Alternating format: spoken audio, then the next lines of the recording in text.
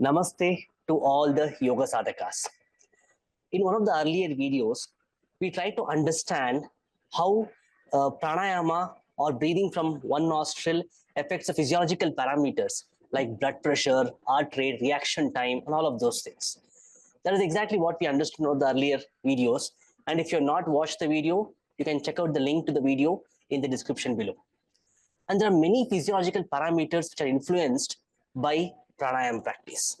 And one such parameter is called heart rate variability, or commonly called as HRV. And such a popular parameter that this is being used in a lot of yoga scientific research. Innumerable publications are there focusing on HRV itself. So today we have Dr. Kaviraja Udupa with us today. So he is going to explain us in detail what exactly is HRV and how the pranayama practice influences HRV. So before I hand it over to Dr. Kaviraja Udupa, I want to quickly introduce him to all of you. Dr. Kaviraja Udupa is a neuroscience researcher who is keen on understanding yoga and its utility in exploring the consciousness, as well as utilizing its therapeutic potential and mechanism in neuro-psychiatry patients. He works as a professor in Department of Neurophysiology at National Institute of Mental Health and Neuroscience, or NIMHANS, Bangalore. He has around 63 peer-reviewed publications in PubMed, 127 ResearchGate, and 117 Google Scholar peer-reviewed publications.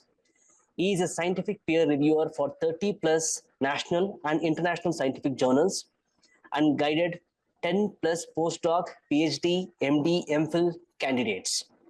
His research areas include neurobiology of mood and mood disorders, neuromodulation, integrating Indian system of medicine, yoga and Ayurveda with evidence-based medicine, interoperative neurophysiology monitoring, neurobiology of stress, human ethics and neuroscience research, spirituality and consciousness research. With this, let me welcome. Thank you so much for joining us today, sir. Thank you. Thanks a lot, Vinay, for your kind introduction. Thank you. Happy It's a to pleasure to have you with us today. Thank you. So, with you, let us demystify this concept of HRV itself.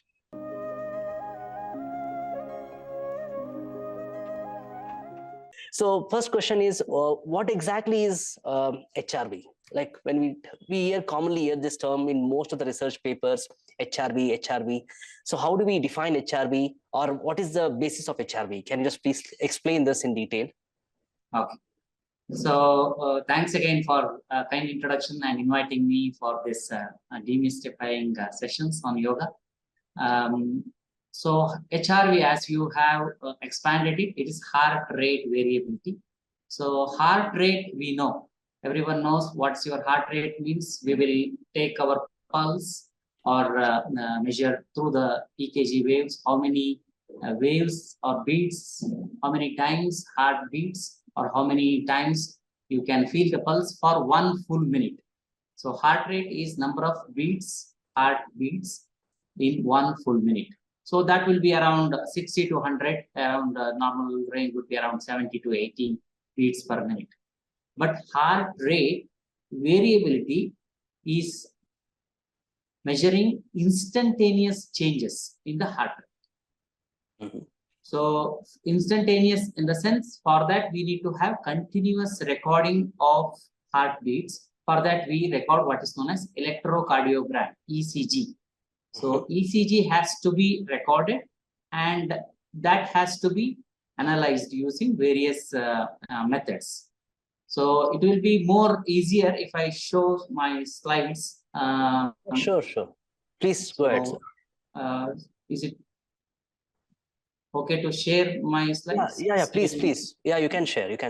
So this is what is classically recorded as the ECG. It has different waves.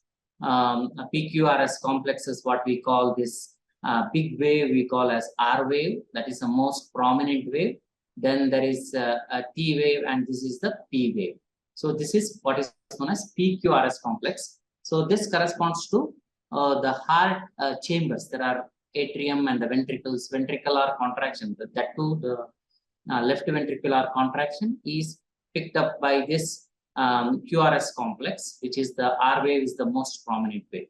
So the RR interval, it is the distance between the two R waves is not a constant entity.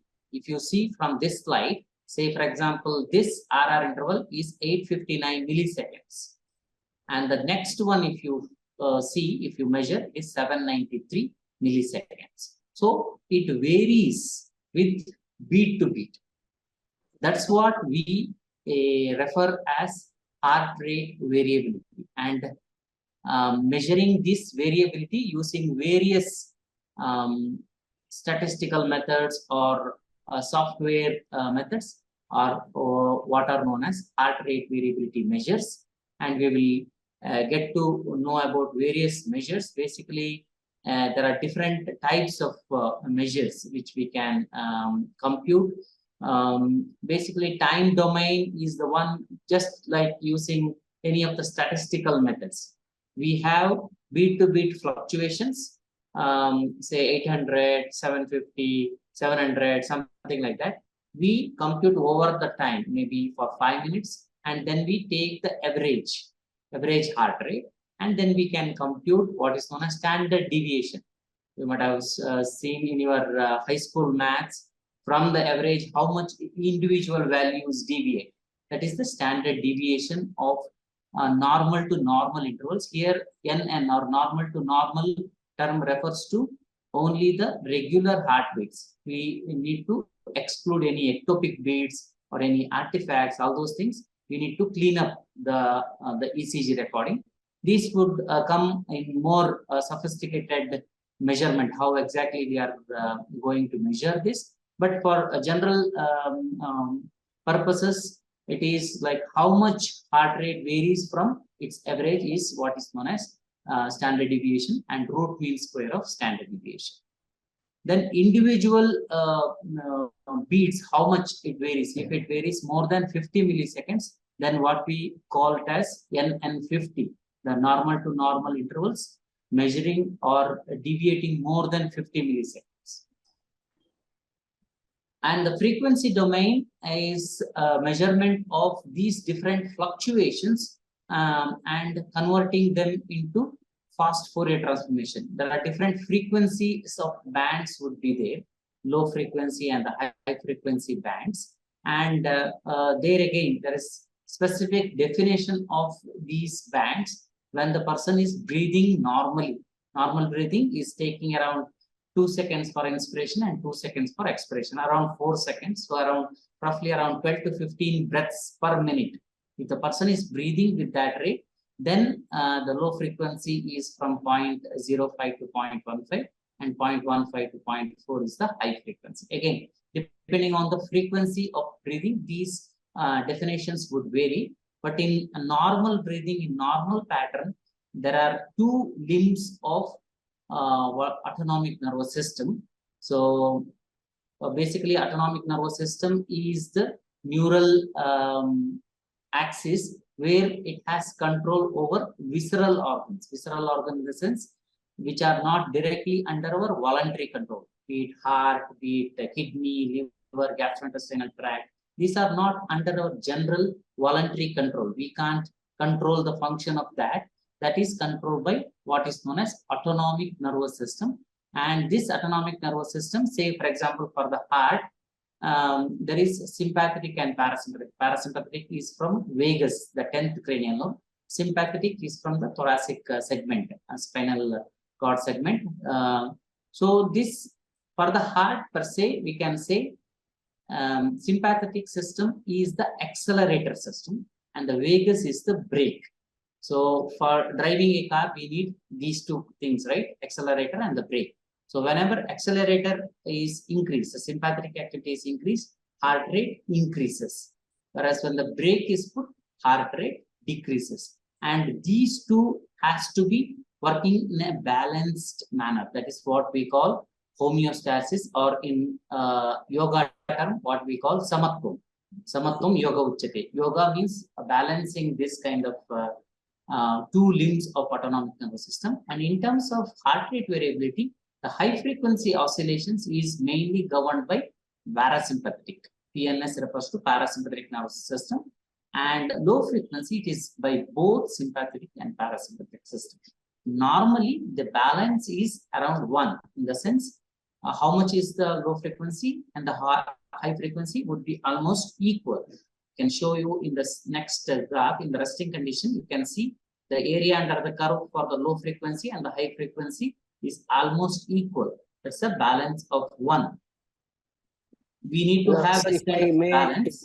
If I may interrupt, probably for the benefit of the audience, I just want to simplify this frequency terms in a little bit, because a lot of people may not have understood about the time domain and the frequency domain. So basically, just to simplify the concepts for the beginners who don't have this technical understanding of this. So time domain is you can just think of it as like a sine wave or a wave kind of a thing, which you see it in time. Over the time, yes. Over the time. So that is exactly what is called time domain.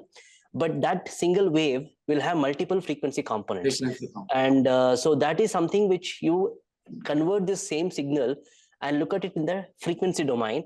And then you will plot the different frequency components and what is the strength of each frequency components. Okay, so for example, if one wave may have 100 frequency components, so we'll just start plotting 1 to whatever, I'm just assuming 1 hertz to 100 hertz. And each hertz has a different strength of the signal. And that's exactly what is a frequency domain representation of the same wave. Okay, so basically, whatever the ECG wave that you saw earlier, this is a good, yeah, it's already here. So this is the first one is a time domain, and the lower one is the frequency domain, probably. Yes. If you have, yeah, yes. So yeah, so it's the same signal, just for the audience sake. It's the same ECG signal. One is in the time domain, that is exactly the ECG that we see. But when we convert into a different representation of a signal, that is exactly what is called as frequency domain. Okay, yes. Just to simplify it a little bit for the benefit of those who have not heard about these terms in the past. Yes. Yeah, sorry to disturb. Yeah, that's perfectly all right. And this is what he was mentioning. So from this RR interval, we plot the RR interval tachogram. Means basically over the time, how much is the variability. So over the time, how much is this fluctuation? We see using time domain, that is averaging, standard deviation, or beat to beat changes. Whereas you can see this over the time, there are different frequencies of bands are there. It is not a single frequency bands. There are different frequency bands that we have to dissect out using fast Fourier transformation. That's again a mathematical modeling basically to compute various frequencies. And these frequencies are based on the sympathetic and parasympathetic stimulation. Parasympathetic acts as a high frequency because of its neurotransmitter. It acts faster, the high frequency bands, whereas the sympathetic would be low frequency. And the ratio of this low frequency to the high frequency with which what we compute sympatho-vagal balance. And this balance, as I've told, it's around 1 in a resting condition. The person is in resting state. But the value, if a person is under stress, we know whenever there is a stress, our heart rate increases. It is not just the increase in the heart rate, the fluctuations will also change. It's mainly because of the sympathetic stimulation. The low frequency bands would increase. This we have done in various experiments, as I've shown here. And the resting condition is almost equal fluctuation is there, low frequency and high frequency. But the same person, when he is tilted in the sense, using a tilt table, we tilt him. But it is a stressful situation because it's a not normal position. And also there is hemodynamic changes. When the person is tilted, there are changes in the, because of the gravitational pull and other things, the person's sympathetic activity would increase. Same thing can be done when a person is given a stress in terms of, in the laboratory, we give mental arithmetic test. We will ask them to count back 7 from, subtract 7 from 1000 or 100. Depending on their mathematical ability, and then it's a stress to the system. So normally their low frequency band would increase. And in this experiment, you can see Now the high frequency band is almost 1/3 of that of the low frequency, or in terms of the ratio, now we get the sympathovagal balance is 3 times. It is, the value would be 3. That means it is increased towards the sympathetic dominance.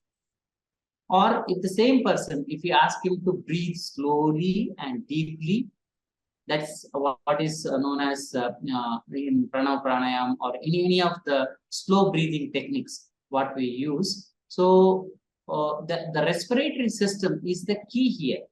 So respiratory system is the one which has semi-voluntary in terms of control. We have the voluntary control, and the voluntary control, if the person is not breathing for a longer time, suddenly the carbon dioxide content would increase, and it kicks him to take a deep breath. So that's why it is what we call it's a semi-voluntary, and that is the key to get control over this autonomic nervous system. Yogis, especially those who have got the siddhis, they used to do lots of pranayamic control so that they get control over the autonomic nervous system. We hear lots of stories about how yogis could lower their heart rate or control or stop their heart. Those kind of things we have read. So that means they get control over this autonomic nervous system so that they can. But in not to that level, even normal times, whenever we get stressed, usually our elders or parents, they say, you take deep breaths, take few deep breaths. That's basically increasing the parasympathetic activity so that his sympathetic activity would reduce, the accelerator is removed, and some brake is put into the system. That's what we have observed in many of the studies.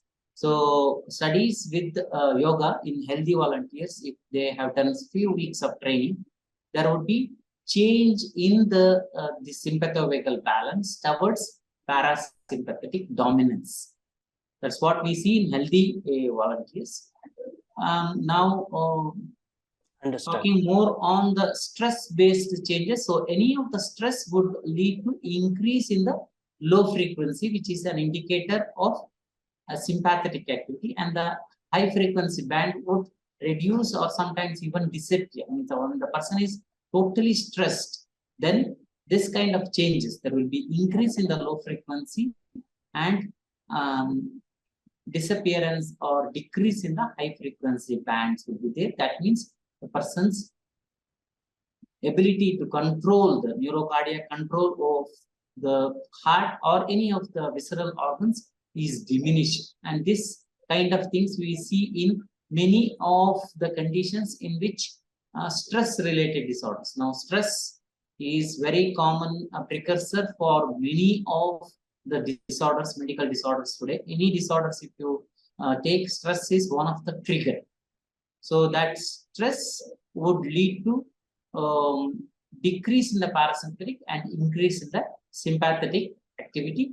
And so this is a nice example I can show you here. So here, this is this panel is healthy volunteers. These are healthy people, and you can see the heart rate variability as such in the resting state. So the person's heart rate is around 70, and it is fluctuating 10 to 15 beats around the average. Now he has given a stress task. The mental arithmetic task was given, and you can see the heart rate, it increases, and compared to the resting state, the variability is decreased, and the heart rate as such is increased almost to 80 to 90 beats per minute. And during that particular task, when the task he comes back to normal state, it again comes back to the normal fluctuations. So this is what happens in a healthy volunteer. The high frequency and the low frequency band, you can see it is increasing the low frequency band.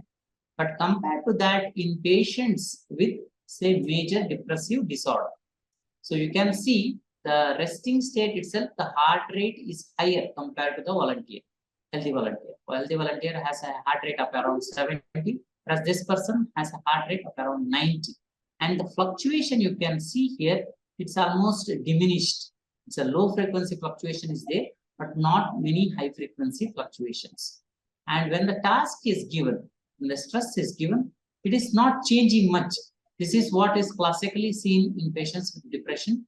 They are not responding much to external stimuli. They'll be, even if you give some any enjoyable or sweets or anything, eatable things, they won't respond much with any excitement. They'll be in depressed state of mind. That is also reflected with their heart rate. That's not much change. It's almost the same.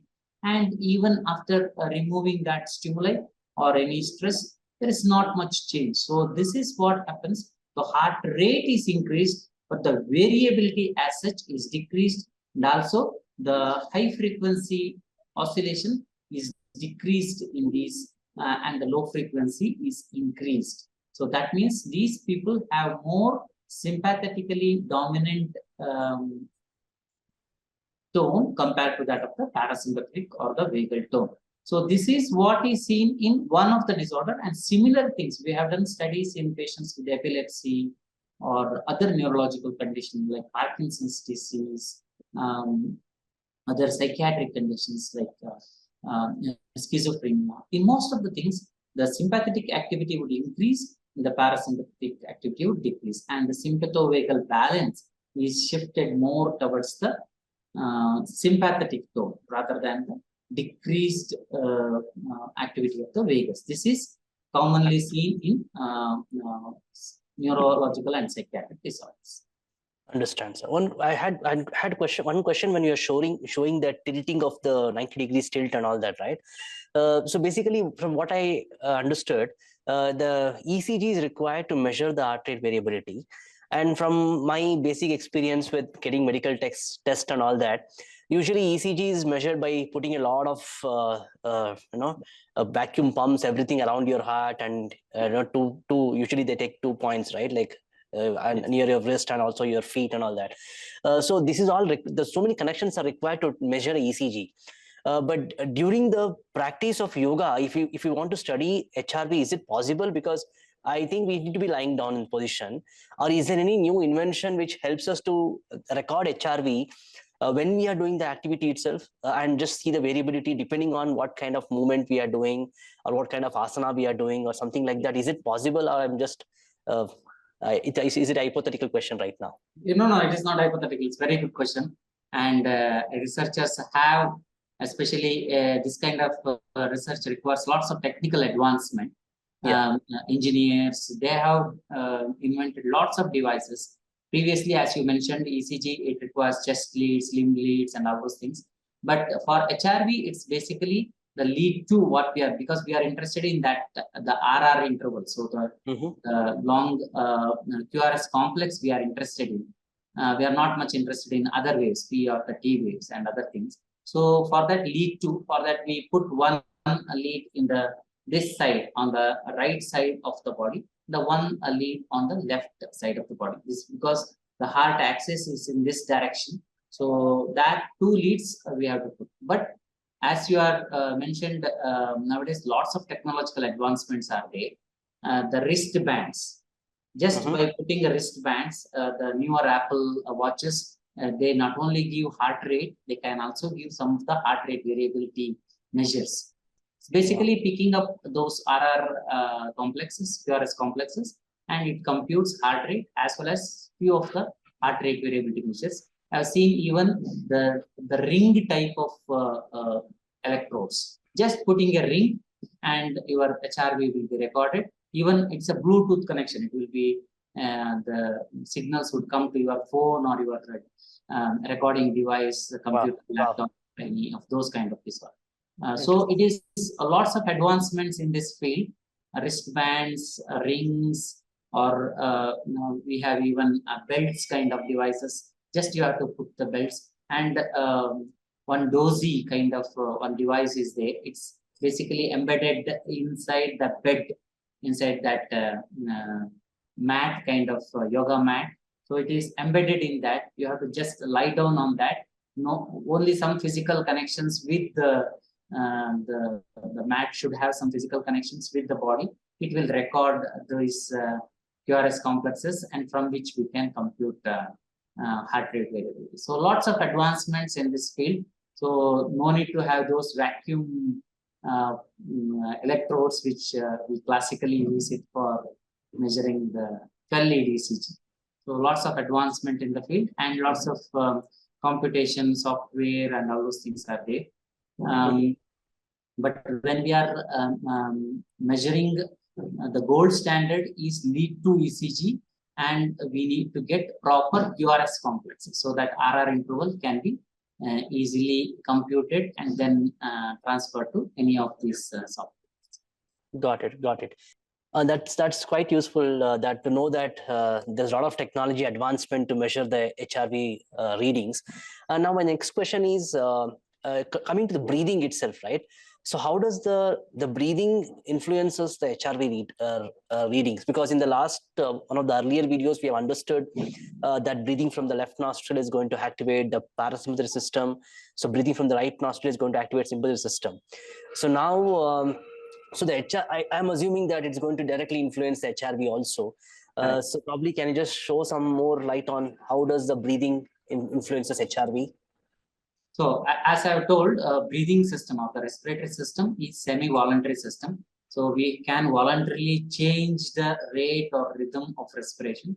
At the same time, in the sleep or even when you are not breathing for a longer time, it kicks in. The respiratory centers are there in the brainstem. They'll make you to take a breath.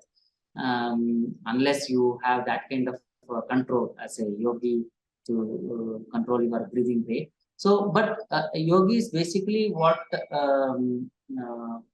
they have done, they have reduced the rate, respiration rate.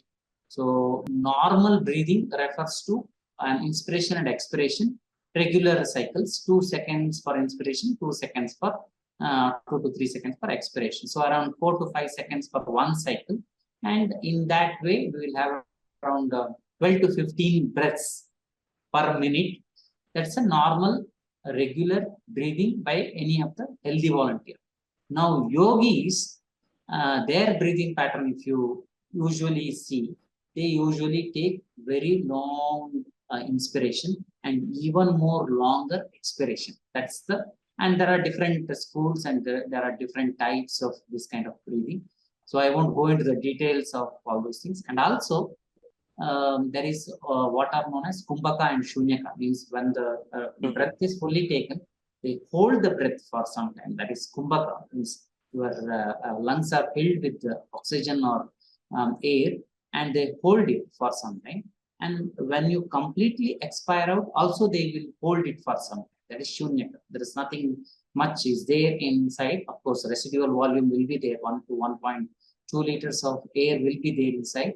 But of course, we are not having much of the air inside our lungs. These are the two, 4 different phases of respiration. And generally in yogis, well-trained yogis, they can take even 30 seconds or 1 minute for their full inspiration and hold it for longer time. The whole practice, this kind of practice will give you control. That's what I told. Respiration is the key to achieve control over autonomic nervous system. Now, the other concept in yoga is the 2 nadis, the Ida and Pingala nadis, or that's the right and the left nadis, and the nostrils has a prominent, and lots of studies. I think Meena madam might have explained all those studies. So basically, one would increase the parasympathetic, the other increases the sympathetic activity, Chandranadi, Suryanadi kind of thing. There are lots of studies. We also have done studies like that. Same person breathing only through left nostril or the right nostril at a different time points with a continuous ECG recording and heart rate. And all these things have shown similar findings. Now there are different ways of interpreting this. They say it is one, if you are taking through one side of the nostril. Of course, when it comes after your nostril it goes went to the larynx and pharynx. It is the single pipe. It's a single pipe. Of course, then it goes into the left and the right lungs. But the middle portion here, it's a single pipe. But there, the glossopharyngeal and the vagus, these are the two cranial nerves which supply the pharynx and the larynx.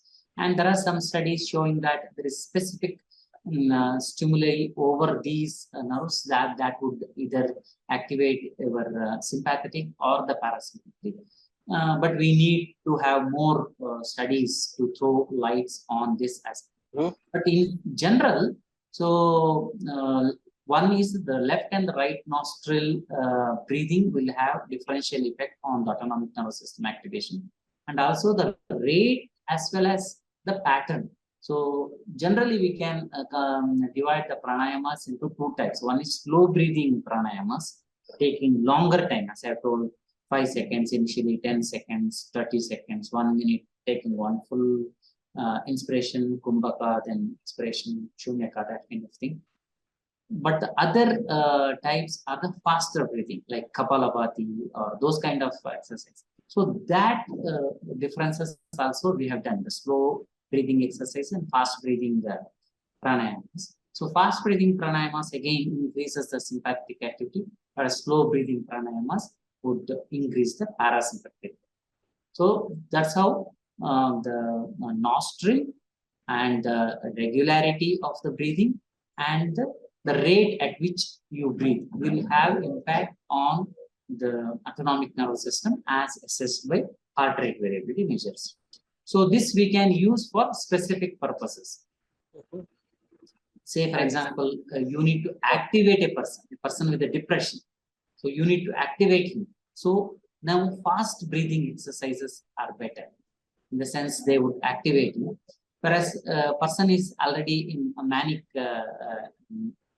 episode, you need to cool him, then slow breathing. This is one rough example I have given. But basically, we need to therapeutically intervene the person depending on its effect on the physical condition and also his autonomic nervous system activation.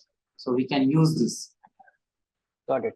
Now, from just from the graph that you showed about a person who is having depression was having almost like a flat heart rate variability.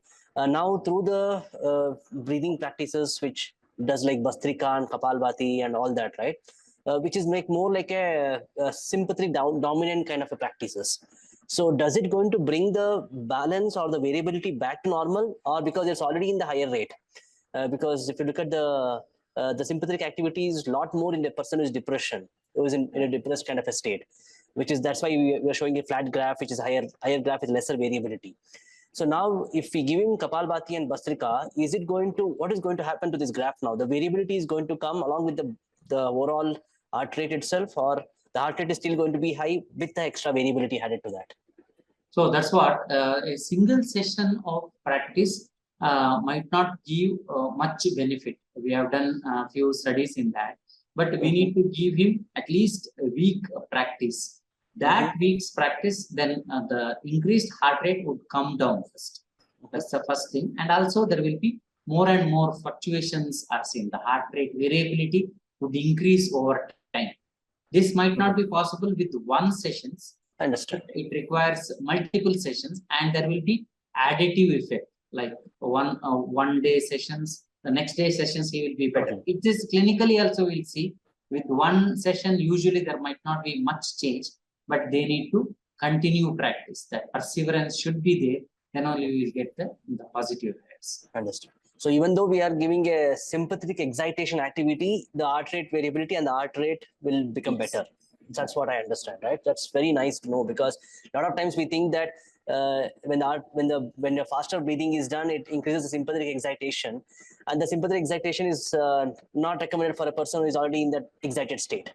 So now we are saying that the sympathetic excitation is going to actually make it little normal. So it's going to bring this that will have a cumulative effect over its autonomic nervous system. Understand.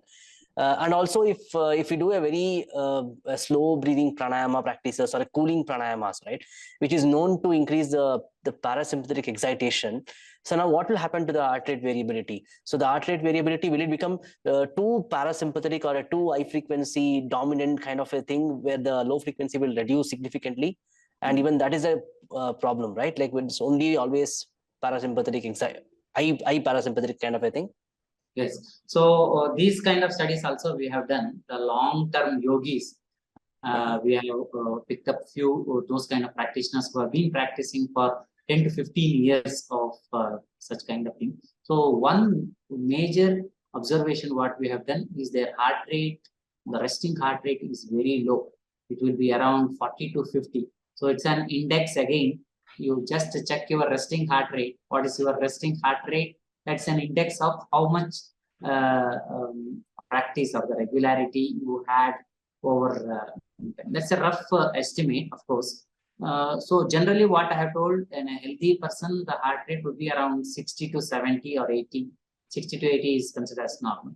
But these yogis who have been performing asanas, pranayamas, and all those things for last 10 or more than 10 years, usually their heart rate will be in 40s, 50s. That means they have very high vagal tone. So resting vagal tone is very high. Means they have their baseline at very low level, but they have the lots of reserve is there. Means any stressful conditions, they are not stressed that much compared to other volunteer who have been not practicing yoga or non-yoga practitioners. If you compare, yoga yogis will have more that cardiac reserve or the resilience, what we call. They have that. The perception of the stress itself would reduce. Whatever is stress to one person might not be a stress to a yogi. This is classically we see example of Buddha who has been scolded or hit by any person. He won't get excited or angered at all to that person. If that person's angerness would come down by slapping or scolding me, it's one of the achievements that I have got, was telling to his students. That kind of maturity, or you can say that kind of height you can reach with yoga. So basically that your vagal tone would reduce, would make the heart rate reduce, heightened vagal tone. And also with the respiration, usually what happens when we take inspiration, the heart rate increases during the phase of inspiration. The heart rate decreases during expiration. It is nature's way of maximizing the gaseous exchange. When the person is expiring, the system knows now, the heart knows, no, I can beat faster so that most of the hemoglobin would get oxygenated. But when the person is expiring out, heart naturally beats slower. That's a very logical way of understanding respiratory sinus arrhythmia. The increase in the heart rate during inspiration and decrease during expiration is what we call respiratory sinus arrhythmia. And this can be exaggerated by asking the person to breathe slowly and deeply, and we can continuously record their ECG, and from ECG we record the heart rate. So the heart rate increases. So why I have told the normal person, say his baseline heart rate is 60 during resting state. When he is doing deep breathing during height of inspiration, it will go around 75 and comes back to 60 to 75. That is the fluctuation. That's around 15 units in terms of heart rate, the change, what we call deep breathing difference. During deep breathing, what is the difference of heart rate during peak of inspiration and trough of expiration? But the yogis can achieve up to, we have seen even some yogis up to 40 to 50 difference. Means their resting heart rate would be around 50, and during peak inspiration it can go up to 100. That kind of fluctuations will be there. That means their variability is very high. That kind of variability, that's mainly because of the high frequency oscillations. Because the breathing rate makes the respiratory rate would change this high frequency oscillations. So there, because of the high frequency oscillations, we've seen the deep breathing difference of what, that's again another index of how much yogic power or yogic practice we did for last few years. These two, the resting heart rate and the heart rate variability. So this is the index. Now, your question is how much a person can achieve this vagal activity. That's what the yoga is. It's a samatvam. You should have the balance. It is not that peak vagal activity, no sympathetic activity is also not good. You need to have that balance. The sympathetic and parasympathetic should work within that balance. And then the sympathovagal balance is around 1.5 to 1.5 is considered as normal. So you need to have both these things. So stimulation related changes and resting state or inhibitory control over the life. And this is what philosophically also, like, you need to have that balance. Yeah, that's what Krishna talks about in Bhagavad Gita. Samatvam yoga uchyate. And that's exactly what the samatvam we are trying to establish in terms of heart rate variability in a scientific way. And that's quite interesting. Thank you for sharing this wonderful knowledge and back with all the research done by you and your team to explain the concept of heart rate variability itself. So I hope this was a useful session for all those who were listening to this discussion. So now you know how the yoga works on heart rate variability and how that variability is required, or we can just say it should be balanced between sympathetic and parasympathetic. That sympathovagal balance is exactly what is required for a healthy life. So with that, I thank Dr. Kaviraja Udupa once again for joining us and sharing this wisdom with all of us today. Thank you so much, sir. Thank you. Thanks to all those who joined. If you like the video, please do share. And also, you can find all the links to the research papers in the description below, whatever doctor has shared here with us. And please do comment. And if you have any questions, you can put it on the comment box. Looking at the questions, we will just see what more clarity we can give in case required in the future videos. So thank you so much. Thank you. Thank you.